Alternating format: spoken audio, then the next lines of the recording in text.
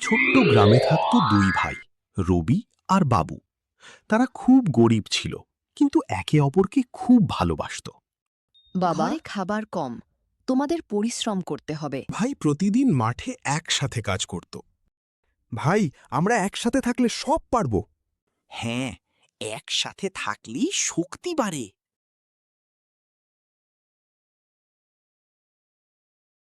দিন খাবার খুব কম ছিল। বড় ভাই নিজের অংশ ছোট ভাইকে দিয়ে দিল। তুই খা, তুই ছোট তো। না ভাই, আমরা দুজনেই ভাগ করে খাবো।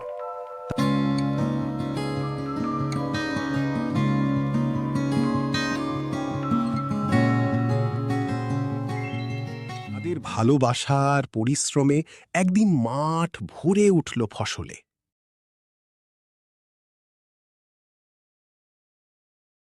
তোরা শুধু ভাই না, তোরা আমার আশীর্বাদ।